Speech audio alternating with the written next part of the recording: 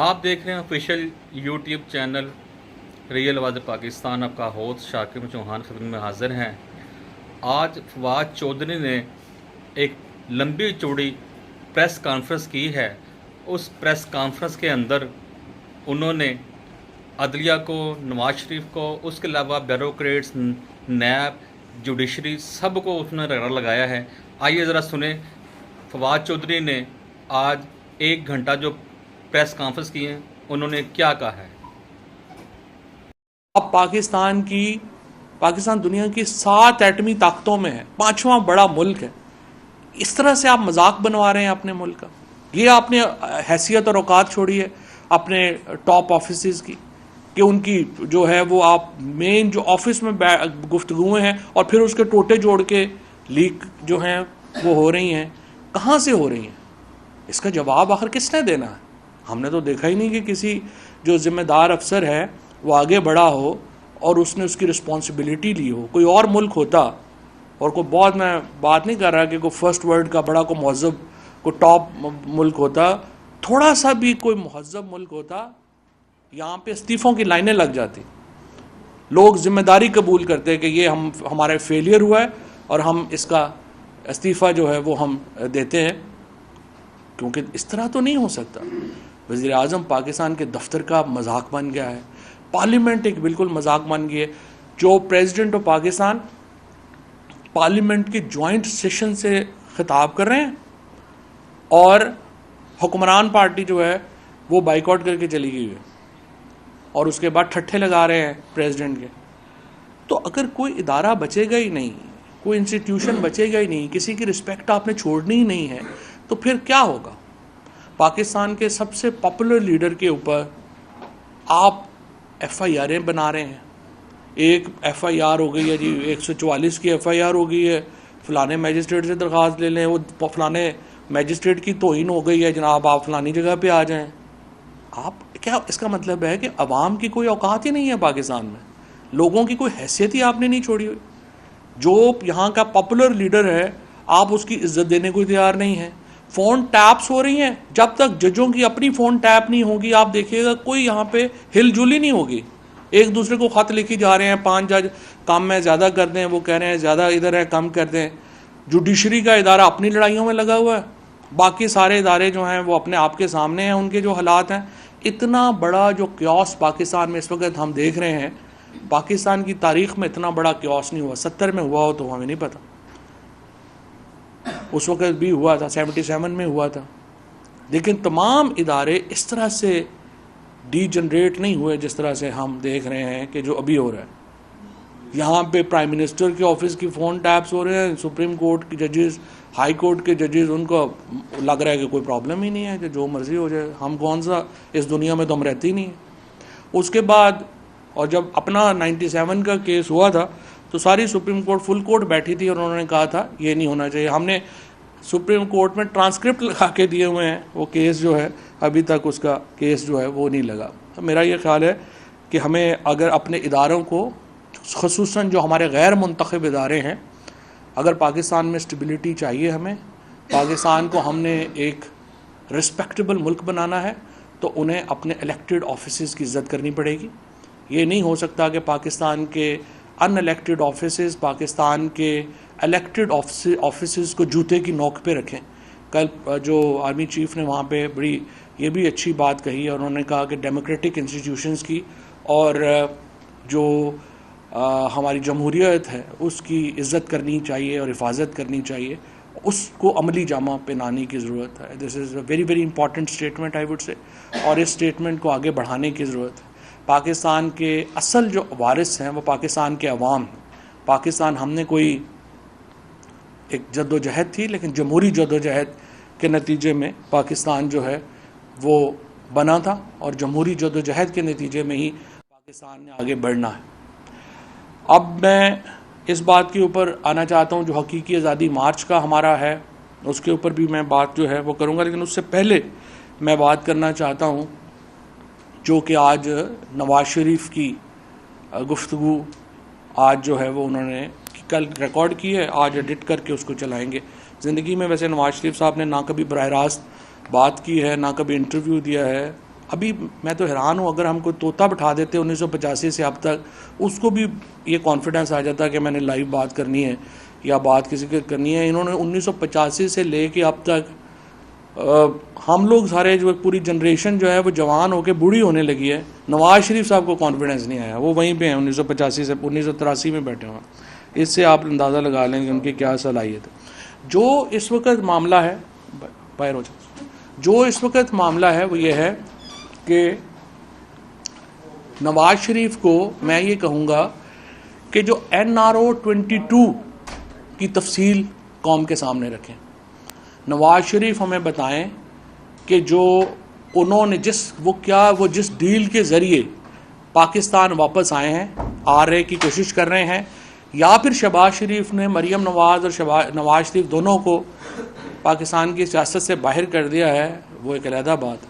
लेकिन अहम बात यह है कि ये बताइए कि जो डील जिसकी कुछ तफसीलात खुर्रम दस्तगीर और जावेद लतीफ़ ने यहाँ पे हमारे सामने रखी हैं, आज नवाज शरीफ को चाहिए कि उस NRO 2022 की जो डिटेल्स हैं वो हमारे सामने रखें और हिम्मत करें किस तरह से उन्हें 1100 अरब रुपए के मुकदमे जो हैं उसमें जरदारी और नवाज शरीफ को रिलीफ दिया गया है। एक तरफ हम जो कर रहे हैं सैलाब में, जिस तरीके से हम एक एक रुपया इकट्ठा कर रहे हैं, हम पूरी दुनिया में अभी जो गए हैं बिलावल भुट्टो साहब, अपना खर्चा कोई $1 मिलियन से ऊपर है और जर्मनी से $1 मिलियन की इमदाद मिली है, उसी के ऊपर दांत नहीं अंदर हो रहे और वो लेके आ गए। $1 मिलियन मिला है जर्मनी से इन्हें, जो पाकिस्तानियों ने वहाँ पे अमेरिका के पाकिस्तानियों ने इससे दुगना जो है वो इमरान खान की टेलीथॉन में दे दिया था यहाँ बैठे हुए। तो असल बात यह है कि हमें ये तफसील दें कि कैसे उन्होंने ये NRO 2022 हासिल किया, उसके लिए नवाज शरीफ ने और PMLN ने क्या क्या जो है वो दिया और उसके बदले में उन्होंने जो लिया है वो तो हम देख रहे हैं। मरीम नवाज शरीफ का केस हुआ, एवनफील्ड अपार्टमेंट्स का, जो नैब का वकील है वो प्रोसिक्यूशन के वकील से कहीं ज़्यादा बेचारा जो है वो परेशान है कि कैसे हो कि मरीम नवाज को मैं ये बेल लेके दूं और ये केस जो है वो ख़त्म कराऊं। जज साहब ने उन्हें पूछा कि आपने कोई इन्वेस्टिगेशन की एवनफील्ड की? उन्होंने कहा जी हमने तो इन्वेस्टिगेशन ही नहीं की। उन्होंने पूछा कि जनाब कोई एविडेंस है आपके पास? उन्होंने कहा जी कोई एविडेंस नहीं है। सो पूरा हमारा जुडिशल सिस्टम बिठा दिया है इस NRO 2022 ने। होता क्या है कि एडवर्सरियल सिस्टम है पाकिस्तान में, एक वकील मुल्ज़म के हक़ में दलीलें देता है, दूसरा वकीलों के उसके ख़िलाफ़ केस जो है वो पेश करता है। यहाँ पे जो मुखालिफ वकील है वो भी खुद मुल्ज़म अपॉइंट कर रहा है। अब यही ड्रामा कल FIA की कोर्ट में हुआ, जहाँ शहबाज शरीफ और हमजा शहबाज के 24 अरब रुपए का केसेस जो हैं वो पेंडिंग है। 14 अरब रुपए का एक केस पेंडिंग है, 10 अरब रुपए का एक केस पेंडिंग। केस क्या है? केस ये है कि यहाँ से तकरीबन 6000 अकाउंट्स डिटेल जो ट्रांजैक्शंस हैं उनके ज़रिए ये पैसे पाकिस्तान से बाहर भेजे गए, पाकिस्तान से बाहर भेजे गए और फिर ये पैसा पाकिस्तान में वापस लाया गया। पाकिस्तान में ये पैसा वापस कैसे लाया गया? एक मंजूर पापड़ वाला है जो कि पापड़ बेचता है एक बेचारा रेडी के ऊपर, 2-2.5 अरब रुपया मंजूर पापड़ वाला ने हम शहबाज शरीफ साहब के अकाउंटों में डाल दिया।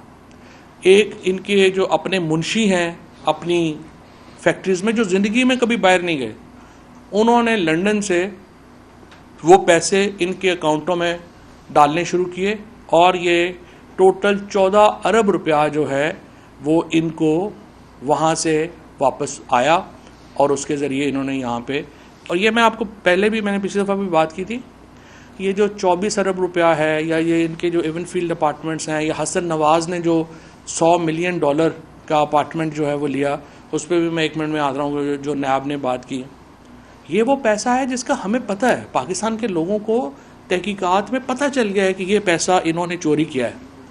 लेकिन वो पैसा जिसका हमें पता नहीं है, जिसके लिए हमें एक और पैनामा पेपर स्कैंडल की दुआ करनी चाहिए कि कोई दुनिया में एक और बंदा कोई निकले जमा मर्द जो इस तरह की इंफॉर्मेशन जो थर्ड वर्ल्ड मुल्कों के हुक्मरानों ने जो चोरी की हुई है उसको एक्सपोज करने के लिए कोई और मर्द हुर निकले इसी तरीके से, और हमें पता चले कि इन्होंने और क्या क्या प्रॉपर्टीज़ बनाई हुई हैं, कहाँ कहाँ पे बनाई हुई हैं जिनका हमें पता नहीं है।